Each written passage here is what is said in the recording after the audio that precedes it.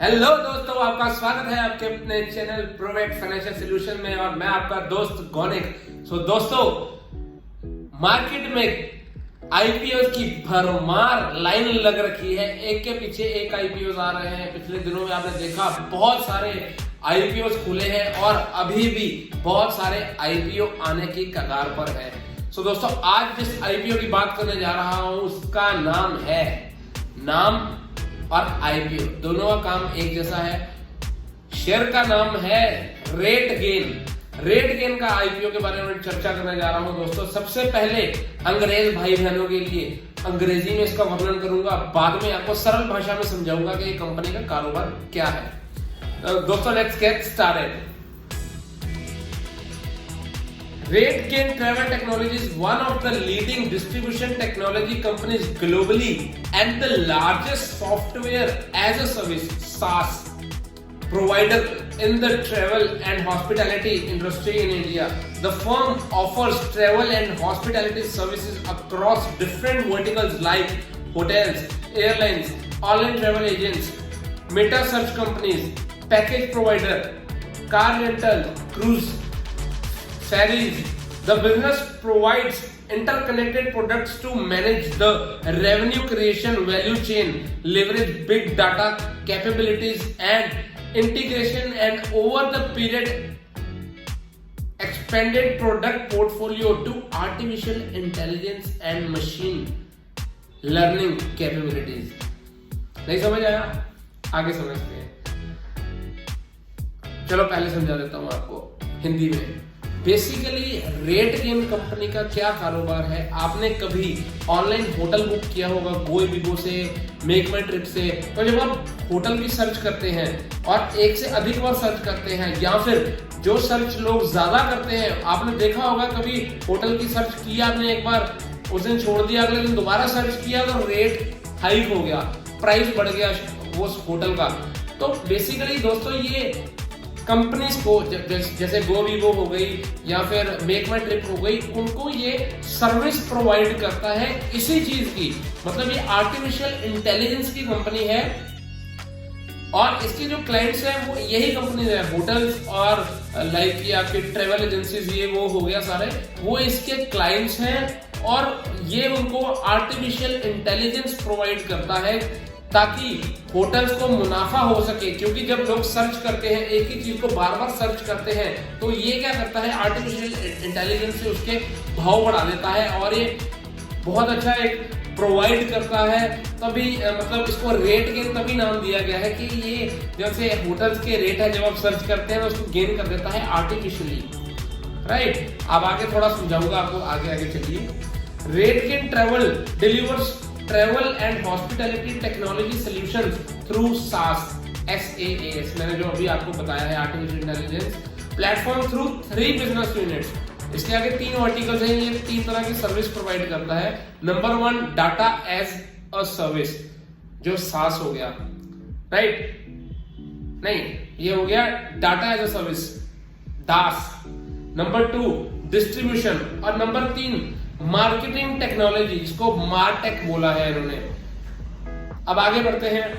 As of June 30, 2021 the business serves over 1400 customers including 8 global Fortune 500 companies. तो ये इसके clients देखिए आप। 6 continent hotels, InterContinental hotel group, केसलर collection, lemon tree hotels, Oyo Hotels and Home Private Limited are some of the marquee clients served by the company. तो ये इसके कुछ बड़े बड़े क्लाइंट्स हैं।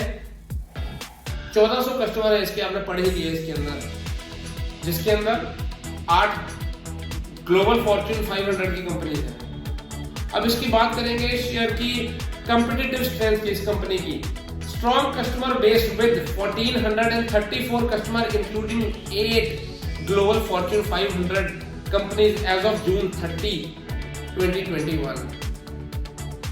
Innovative artificial intelligence driven industry, relevant SaaS solution provider, comprehensive product portfolio solution for the travel and hospitality industry, strong financial performance with an established track record of successful acceleration post acquisition, diversified management team with domain expertise। तो basically ये एक हिंदुस्तान की सबसे बड़ी सास की company है जो आर्टिफिशियल इंटेलिजेंस का काम करती है, राइट। अब कंपनी के प्रमोटर्स की बात करते हैं। Bhanu Chopra and Megha Chopra are the company promoters. और प्रमोटर्स की अगर शेयर होल्डिंग पैटर्न डिटेल्स देखें तो भानु चोपड़ा का जो सा शेयर होल्डिंग है कंपनी में 61.73% है। मेगा चोपड़ा की जो शेयर होल्डिंग है कंपनी में वो तकरीबन 20% की है। और उषा चोपड़ा जी की जो सी होल्डिंग है कंपनी में वो 2.33% की है। ऑब्जेक्टिव क्या है इस शेयर को मार्केट में लिस्ट करवाने का? रीपेमेंट और prepayment of indebtedness availed by RateGain UK. तो किसी यूके क्लाइंट की इन्होंने एक पेमेंट करनी है। Make payment of deferred consideration for acquisition of DHISCO, I don't know ये क्या चीज है। Strategic investment acquisition and inorganic growth. Fourth point, to make investment in technology innovation, artificial intelligence and other organic growth initiatives. तो artificial intelligence में ये आगे growth करना चाहते हैं। Purchase capable equipment for the company data centre. और last point है meet general corporate purposes. तो कॉर्पोरेट पर्पसेस तो सभी कंपनीज को अपने पूरे करने हैं।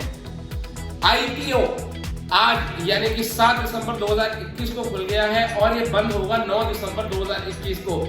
अलॉटमेंट की डेट है 14 दिसंबर 2021 और जिसको अलॉटमेंट नहीं आएगी उसके रिफंड 15 दिसंबर 2021 को आ जाएंगे। और जिसको अलॉटमेंट आएगी 16 दिसंबर 2021 को उनके डीमेट अकाउंट में शेयर चले जाएंगे। और फाइनली लिस्टिंग की डेट 17 दिसंबर 2021 को ये शेयर प्राइमरी मार्केट नहीं सेकेंडरी मार्केट में लिस्ट हो जाएगा। शेयर की फेस वैल्यू 1 है, 1 ध्यान से सुनना। प्राइस बैंड है 405 से लेकर 425 और अगर ये इशू ज्यादा बढ़ता है तो आप प्लीज टेक ऑफ पे क्लिक करके इसको अप्लाई कीजिएगा। अगर आप चाहते हैं कि आपको अलॉटमेंट आए उससे चांसेस बढ़ जाएंगे। मार्केट लॉट 35 शेयर का है, मिनिमम आप 35 शेयर लगा सकते हैं। NSE और BSE में इसकी लिस्टिंग होगी। इशू साइज है 1335.75 करोड़ का और इसमें से जो फ्रेश इशू है वो 375 करोड़ का है। बाकी सारे का सारा पैसा यानी कि 960.74 करोड़ जहां से है वो प्रमोटर्स को जाएंगे। प्रमोटर्स अपना हिस्सेदारी बेच रहे हैं। अब सबसे मेरे को जो खटक रही है चीज इसमें ये खटक रही है कि इसका 425 रुपए का प्राइस बैंड है और फेस वैल्यू 1 है। मतलब आपका शेयर 4250 रुपए का हो गया, ठीक है ना। टेक्निकल भाषा में यही मतलब हो गया इसका। तो ये बहुत महंगा शेयर लग रहा है मुझे। जैसे मार्केट के सिनेरियो है, उतार चढ़ाव, ओमिक्रॉन वायरस के कारण बहुत अनिश्चितताएं हैं मार्केट में, लोग बहुत डरे हुए हैं, मार्केट में बहुत ज्यादा वॉलेटिलिटी है। और एक चीज और बता दूं, जो इसके एम्प्लॉयज हैं उनको 40 रुपए का डिस्काउंट भी मिल रहा है। अब इसके अंदर QIBs का जो सा कोटा है वो 75% है, रिटेल का सिर्फ 10% कोटा है और NIIs का 15% कोटा है। तो रिटेलर्स के लिए बहुत छोटा इशू है ये, बहुत छोटी मात्रा उनको अलॉट होने जा रही है। ज्यादा QIBs और NIIs को ही कंपनी शेयर में बेच रही है। मिनिमम आप 1 लॉट लगा सकते हैं, मैक्सिमम 13 लॉट लगा सकते हैं। 1 लॉट में 35 शेयर है, 13 लॉट में 455 शेयर है, 1 लॉट में 14,875 में ब्लॉक होंगे। और अगर आप 13 लॉट लगाएंगे तो 1,93,375 मतलब 1,93,375 आपके ब्लॉक होंगे। नेटवर्थ की बात करें तो फाइनेंशियल ईयर 19 में कंपनी की नेटवर्थ 143.23 करोड़ थी। ये है प्री कोविड का समय और कोविड आते ही इसकी नेटवर्थ घटकर 137.72 करोड़ पे रह गई। फिर क्योंकि 2020 में लॉकडाउन था, 2021 में लॉकडाउन खुलते ही इसकी नेटवर्थ बढ़ गई 244.92 करोड़ की इसकी नेटवर्थ हो गई। टोटल बोरिंग्स की बात करें तो फाइनेंशियल ईयर 19 यानी कि प्री कोविड समय में इसकी बोरिंग थी 24.5 करोड़ की, जो कि कोरोना के आते ही 115.81 करोड़ की हो गई। तो कंपनी की बोरिंग बहुत बढ़ गई, राइट। फिर 2021 में फाइनेंशियल ईयर 111.79 करोड़ की रह गई। मतलब पहले बोरिंग कम थी, फिर बहुत सारा बढ़ गई, फिर थोड़ी कम हो गई, राइट। अब profit and loss for the year की बात करें तो फाइनेंशियल ईयर 19 में 11.03 करोड़ का प्रॉफिट था, जो कि लॉकडाउन लगते ही -20.1 करोड़ हो गया। मतलब प्रॉफिट लॉस में कन्वर्ट हो गया कोरोना के आते ही, क्योंकि इसका सारा कारोबार हॉस्पिटैलिटी और ट्रैवल एजेंसी का है। मतलब ट्रैवल की सर्विसेज प्रोवाइडिंग काम है इनका। अब profit and loss financial year 21 की बात करें तो इस साल का जो सा लॉस था वो पिछले साल से भी ज्यादा बढ़ गया। 28.58 करोड़ का लॉस हो गया कंपनी को। सो आप मुझे बताइए कि फाइनेंशियल इसके कैसे हैं। मुझे इसके फाइनेंशियल डावाडोल लग रहे हैं। अभी स्टेबल होने का टाइम हुआ था, फिर से दोबारा न्यूज आ गई ओमिक्रॉन वायरस की, तो हो सकता है अभी आने वाले 1-2 साल इसको ऐसे ही झटके देखने को मिले। अब ग्रे मार्केट की बात करेंगे, उससे पहले सब्सक्रिप्शन स्टेटस की बात करते हैं। QIBs ने अपना आज खाता भी नहीं खोला, 0.00। NIIs की बात करें तो 3%, सिर्फ 3% बढ़ा है NIIs का कोटा।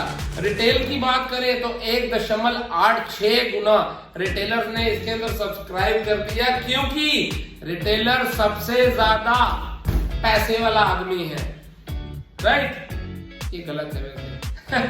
एम्प्लॉयज 32% एम्प्लॉयज ने अभी इसके अंदर सब्सक्राइब किया है। टोटल की बात करें तो 35%, 100 में से 35% अभी इसकी सब्सक्रिप्शन हुई है पहले दिन। अब बात करेंगे ग्रे मार्केट प्रीमियम की, जिसके लिए रिटेलर्स बेकाबू हो जाते हैं और किसी भी IPO में अप्लाई कर देते हैं। और ग्रे मार्केट प्रीमियम 4 दिसंबर 2021 को 125 रुपए प्रति शेयर का था। 5 तारीख को इसका ग्रे मार्केट प्रीमियम 125 का ही था। 6 तारीख को इसका ग्रे मार्केट प्रीमियम पहले 115 रुपए था, फिर घट के 85 रुपए प्रति शेयर रहेगा, 85। 7 तारीख की बात करें आज सुबह ग्रे मार्केट प्रीमियम 90 रुपए था। मार्केट में इतनी तेजी, 90 रुपए ग्रे मार्केट प्रीमियम, और जाते जाते इसका ग्रे मार्केट प्रीमियम 70 रुपए प्रति शेयर। मतलब मार्केट में पूरी तेजी, पर ग्रे मार्केट में। और ये सिर्फ ये IPO की बात नहीं है, जितने पिछले IPO गए हैं, चाहे वो स्टार गया है, चाहे वो टेगा इंडस्ट्रीज गया है, इन सबके ग्रे मार्केट प्रीमियम, चाहे वो आनंद राठी गया है, सबके ग्रे मार्केट प्रीमियम घटे हैं, क्योंकि मार्केट में अनिश्चितता है, स्टेबिलिटी नहीं है, वॉलेटिलिटी बहुत ज्यादा है। तो मैं इस IPO के अंदर आज अप्लाई नहीं करूंगा, नहीं किया, और मैं कल भी नहीं करूंगा। मैं इसको अप्लाई करूंगा परसों, सभी ग्रे मार्केट प्रीमियम को मद्देनजर रखते हुए और सब्सक्रिप्शन स्टेटस को देखते हुए, इसके साथ मार्केट का स्टेटस देखूंगा कि क्या है, फिर मैं परसों इसके अंदर अप्लाई करूंगा। शेयर महंगा है बट कंपनी अच्छी है, और अभी कुछ कह पाना बहुत कम होगा, क्योंकि मार्केट में अनसर्टेनिटी बहुत है। और ये दोस्तों, वीडियो अच्छी लगी तो मेरे चैनल को सब्सक्राइब कीजिए, कोई डाउट है तो कमेंट बॉक्स में डालिए, और अगर आप लेटेस्ट नोटिफिकेशन जानना चाहते हैं तो बेल आइकन को प्रेस कर दीजिए, ताकि फट से यहां से मैं वीडियो डालूं और फट से आपको वीडियो पहुंच जाए। थैंक यू दोस्तों, लव यू, बाय बाय।